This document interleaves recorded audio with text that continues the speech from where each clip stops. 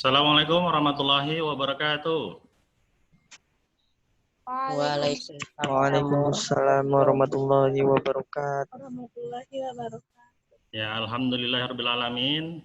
Pada pagi hari ini kita kembali bertemu ya dalam pengajaran live teaching. Mudah-mudahan Bapak berharap di pertemuan kali ini ada yang dapat kalian pahami ya. Jadi untuk teman-teman yang mungkin belum bisa bergabung, nanti mungkin bisa melihat di YouTube yang akan diupload di YouTube sekolah. Nah, sebelum kita mulai pelajaran pada pagi hari ini, seperti biasa, Bapak kasih waktu kalian untuk berdoa terlebih dahulu agar pembelajaran kita pada hari ini mendapat berkah dan bermanfaat bagi kita. Doa, mulai.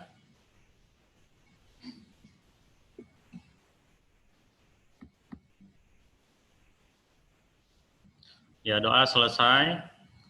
Baik, anak Bapak, pada pertemuan kali ini kita akan mempelajari pokok bahasan masih di bab 1 ya. Jadi pokok bahasanya nanti ada 3 ya. Ini yang bagi belum pernah melihat Bapak, ya, Bapak perkenalkan diri Bapak terlebih dahulu. Bapak namanya Ricky Prayogi, selaku salah satu guru fisika di SMA Unggulan City Foundation.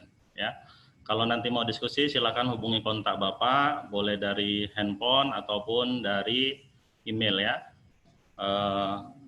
Nomor handphone dan email tertera di slide. Nah, untuk selanjutnya pada pagi hari ini yang menjadi pokok bahasan kita yaitu tentang pengukuran ya. Kemudian nanti kita hari ini akan membahas tentang pengukuran panjang. Jadi di fisika nanti ada beberapa ya pengukuran. Ada pengukuran panjang, ada pengukuran massa, gitu, ada waktu. Nah, untuk yang kali ini kita akan bahas tentang pengukuran panjang. Kemudian salah satu alat di pengukuran panjang itu digunakan biasanya jangka sorong, maka nanti kita akan bahas tentang jangka sorong. Kemudian adapun yang menjadi indikator dalam pembelajaran ini, yang pertama setelah belajar pada pagi hari ini, setidaknya kalian mampu yang pertama menjelaskan apa sih definisi dari pengukuran, kemudian mampu menjelaskan fungsi dari jangka sorong, kemudian mampu menggunakan jangka sorong, dan yang terakhir adalah mampu menuliskan hasil pengukuran yang menggunakan jangka sorong. Nah, kita bahas untuk poin yang pertama dulu ya, pengukuran. Apa sih pengukuran itu? Jadi, mengukur sebenarnya adalah kegiatan membandingkan suatu besaran dengan satuannya. Jadi dibandingkan tuh besaran sama satuannya. Nah, hasil pengukuran dalam fisika itu dinyatakan dengan nilai pasti, kemudian ditambahkan nanti plus minus nilai taksiran atau nilai ketidakpastian. Jadi besar ketidakpastian itu ditentukan dengan setengah skala terkecil dari alat ukur ya. Nanti kalau kalian melakukan praktikum, biasanya kan hasil pengukuran itu dituliskan di lembar praktikum itu harus lengkap, nah. Nilai pastinya plus minus nilai taksirannya atau nilai ketidakpastiannya. Jadi nilai ketidakpastiannya itu tergantung alat ukur yang digunakan. Nah, besarnya nilai ketidakpastiannya nanti ditentukan dari setengah skala terkecil dari alat ukur. Maka nanti kita harus tahu berapa alat ukur, ya, berapa skala terkecil dari alat ukur yang kita gunakan. Nah, itu ya untuk bagian yang pertama tentang pengukuran. Eh, Kemudian yang kedua, ini kita bahas tentang pengukuran panjang. Ya. Jadi di slide itu kalian bisa nampak ada beberapa alat ukur panjang. Ya. Jadi alat yang digunakan untuk mengukur namanya alat ukur, ya kan gitu. Jadi untuk yang pertama ini kita bahas tentang alat ukur panjang. Alat ukur panjang biasanya yang dipakai ada jangka sorong, kemudian bisa pakai mistar atau penggaris, bisa juga pakai mikrometer skru, gitu ya. Nah, sekarang kita bahas tentang jangka sorongnya.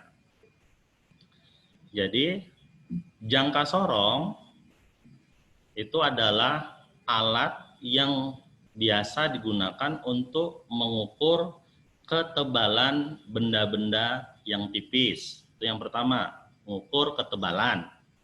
Yang kedua, bisa juga digunakan untuk mengukur diameter dalam atau luar sebuah pipa yang sempit lah ya.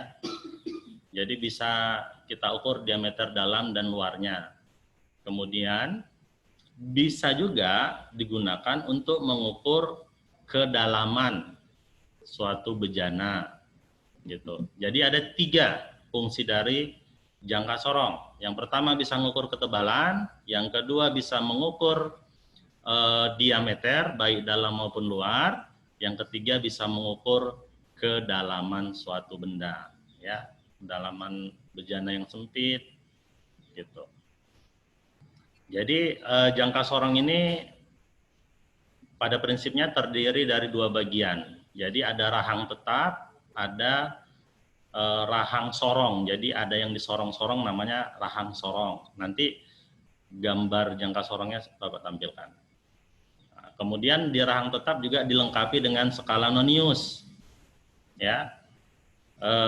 Kemudian jangka sorong itu bisa ketelitiannya sampai 0,1 mili. Ya, 0,1 milimeter.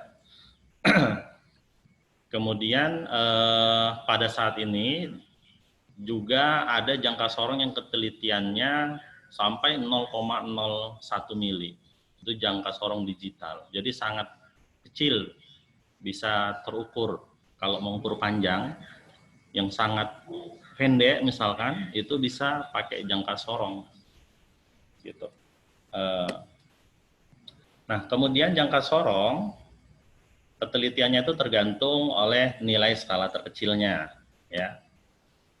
Nah, skala terkecil jangka sorong tergantung pada pembagian skala nonius.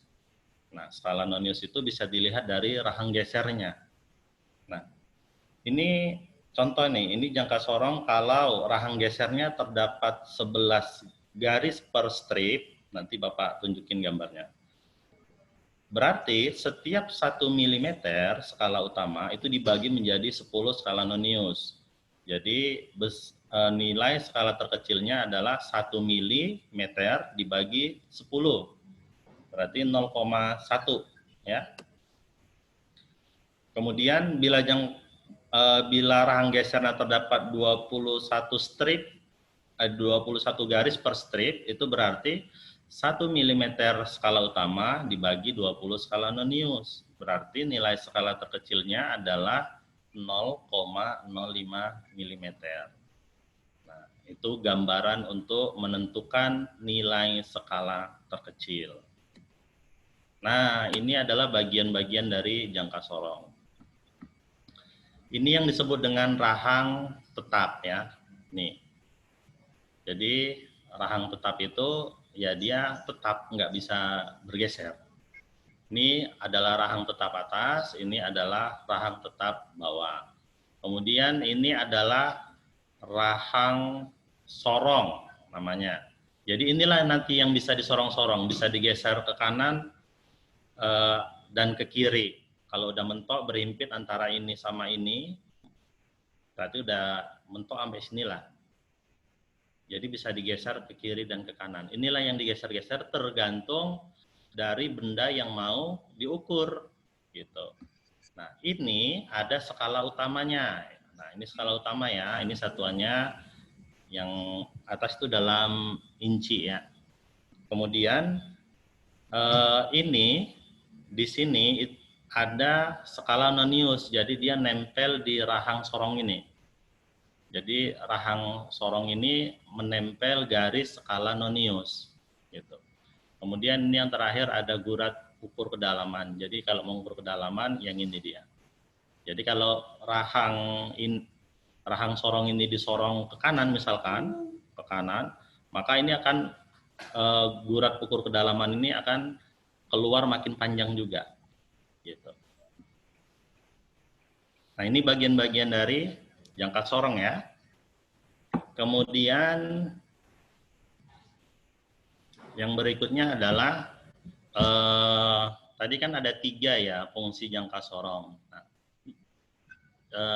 ini Bapak tampilkan cara mengukurnya, ya, cara mengukur menggunakan jangka sorong. Jadi yang pertama adalah mengukur diameter luar benda. Nah, caranya gini. Pertama, ini ada pengunci. Ini yang warna merah kecil ya. Pertama, pengunci ini harus diputar dulu ke kiri atau berlawanan dengan arah putaran jarum jam untuk membuka. Nah, setelah diputar, maka bisa terbuka. Nanti digeser ya, digeser ke kanan. Ini kan pertamanya rapat nih, setelah digeser ke kanan, terbukalah dia rahangnya.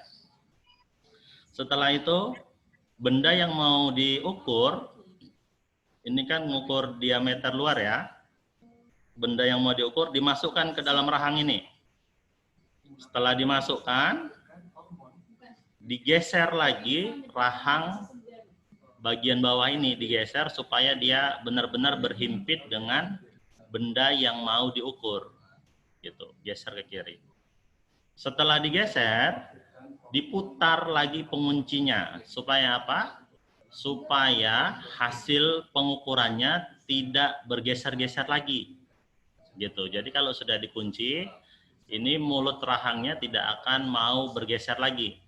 Gitu. Nah, setelah dikunci, diputar ke kanan caranya, barulah dilihat berapa hasil pengukurannya. Maka ditengoklah ini di skala utamanya berapa, skala noniusnya ini berapa angkanya gitu. Itu untuk mengukur diameter luar benda. Nah, kemudian ini adalah cara mengukur diameter dalam benda. Nah, untuk mengukur diameter dalam benda, ini caranya hampir sama kayak tadi ya. Putar dulu penguncinya ke kiri. Baru kan udah bisa terbuka, tariklah dia ke kanan kan. Nah, ini untuk mengukur diameter dalam, kita gunakan yang ini ya, bagian atasnya, rahang bagian atas. Jadi dimasukkan dulu rahangnya, sebelum dibuka dimasukkan dulu ke dalam pipa atau tabung yang mau diukur diameter dalamnya. Setelah masuk, baru ditarik ke kanan. Ditarik ke kanan sampai sudah tidak bisa ditarik lagi. Nah, jadi nanti kan sudah mentok ini di sisi-sisi tabungnya. Setelah itu baru dikunci, penguncinya putar ke kanan supaya sama kayak tadi tidak bergeser lagi hasil pengukurannya. Gitu. Jadi rahang untuk mengukur diameter dalam itu gunakan rahang atas, ya. Untuk mengukur diameter luar gunakan rahang bawah. Gitu. Paham ya, Nak ya? Selanjutnya, yang ketiga adalah mengukur kedalaman. Nah, kalau mengukur kedalaman, sama ya, pokoknya prinsipnya sama. Pertama putar dulu penguncinya. Setelah itu, buka rahang sorong hingga ujung lancip menyentuh dasar tabung. Jadi, di sini kan nanti ada apa tadi, seperti jarumnya kan, itu dimasukkan ke dalam tabungnya. Jadi sampai menyentuh dasar tabung yang mau diukur. Baru setelah itu ditarik sampai paling atas tabungnya, ya, batas paling atasnya sampai mana. Nah, setelah itu baru putar lagi penguncinya ke kanan. Nah, baru bacalah skalanya. Nah, gitu caranya untuk menggunakan jangka sorong. Nah, ini sekarang cara membacanya. Nah, ini yang paling terpenting ya, kalau sudah bisa menggunakan tapi membaca skalanya nggak tahu kan susah juga. Jadi harus tahu nih, setelah cara menggunakannya tahu, baru cara membacanya harus tahu. Nah, ini adalah salah satu gambar pengukuran diameter luar menggunakan jangka sorong ya. Lihat nih.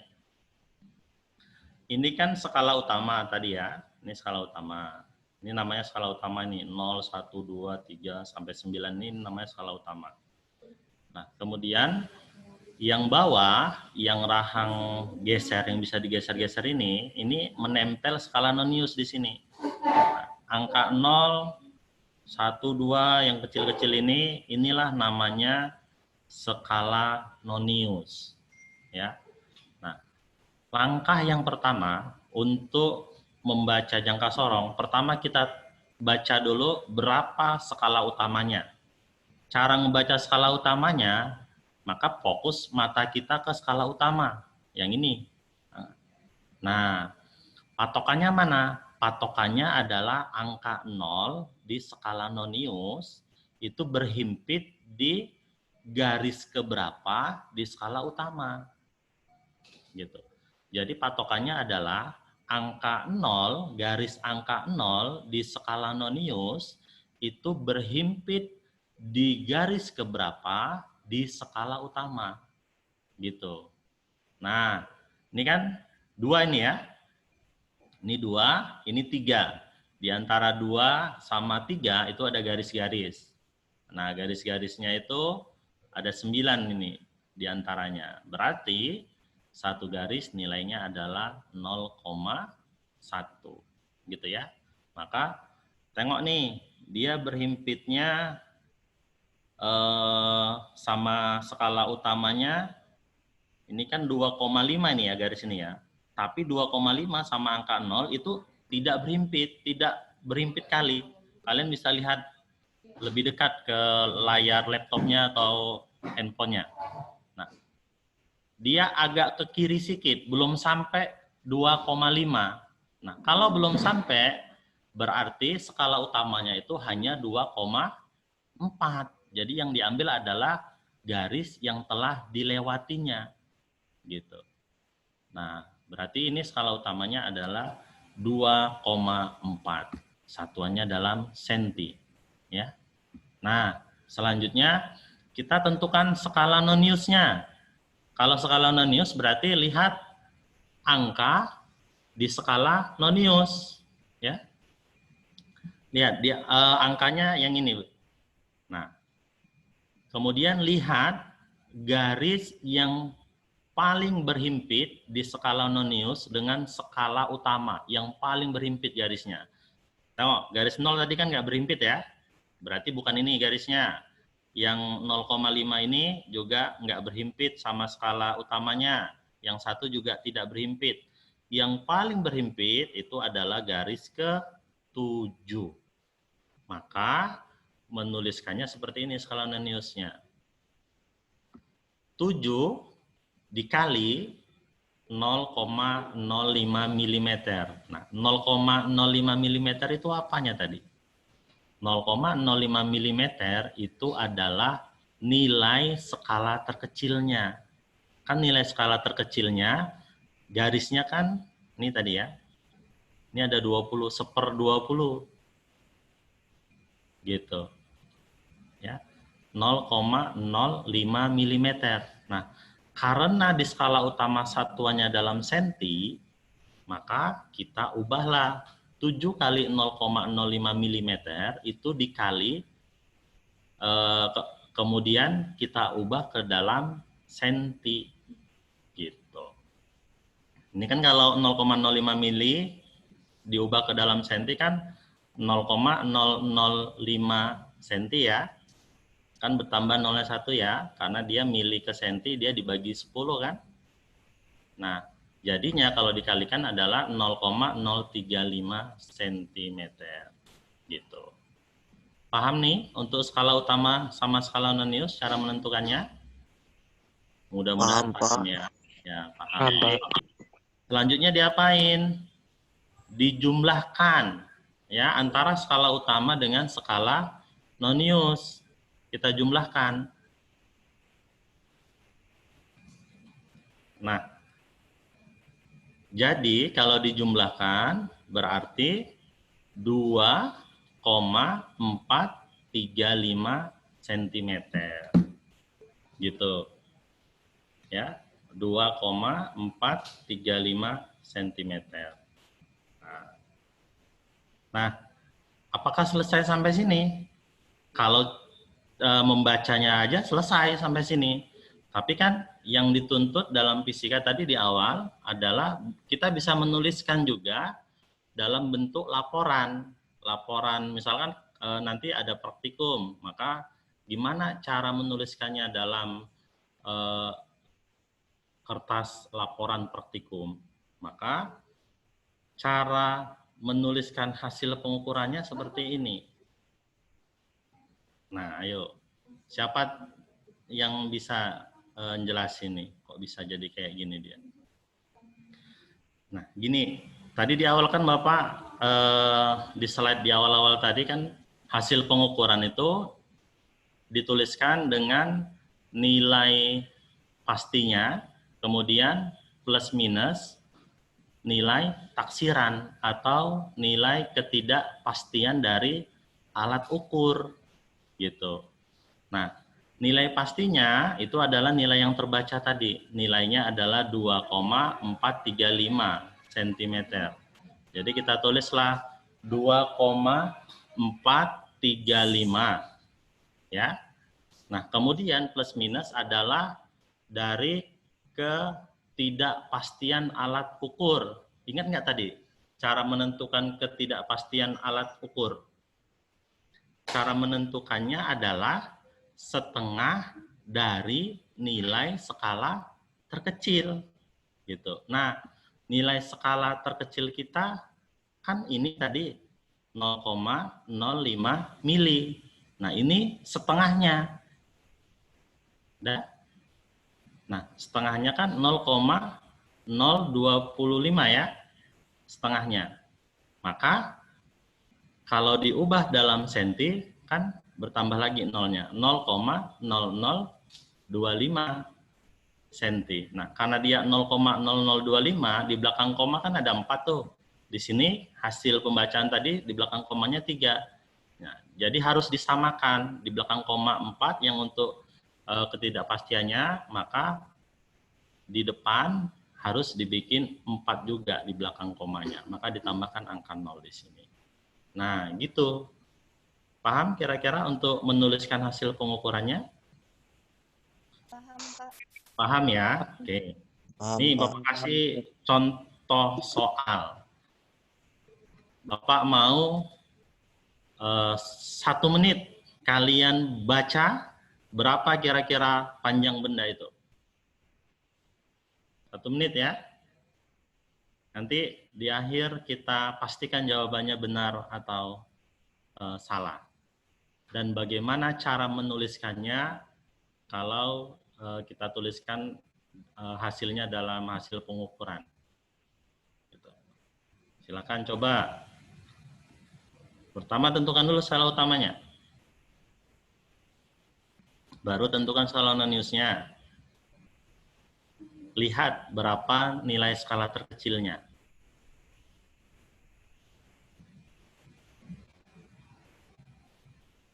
Oke. Mudah-mudahan sudah ada yang dapat. Kira-kira ada yang dapat? Berapa kira-kira panjang bendanya? 4,35, Sir. 4,35. 4,35. Oke. Kita buktikan ya. Tadi Bapak dengar ada yang ngejawab 4,35.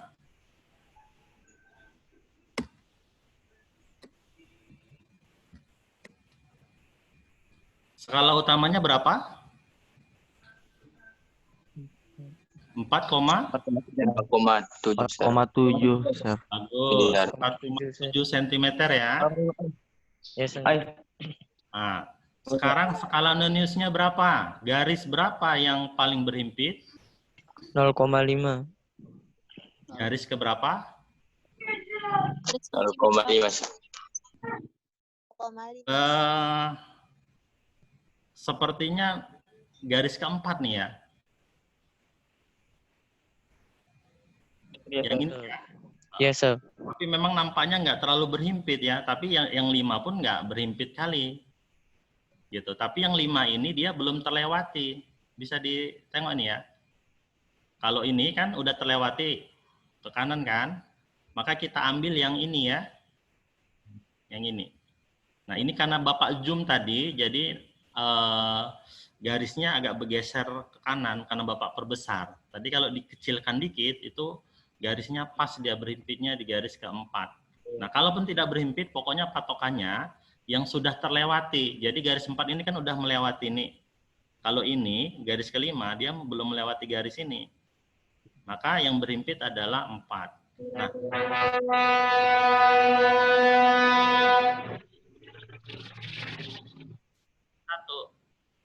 tahu kan kenapa 0,1 mili? Lihat, ini jumlah garisnya ada 10 ya. 1/10 jadinya, nak. 1 dibagi 10. Tahu kalau tadi kan yang contoh soal kan 1/20 ya. Paham ya? Nah, ini 1/10, maka dia 4 dikali 0,1. Jadi kalau diubah dalam senti hasilnya adalah 0,04 senti. Nah, tadi berapa jawabannya? 4,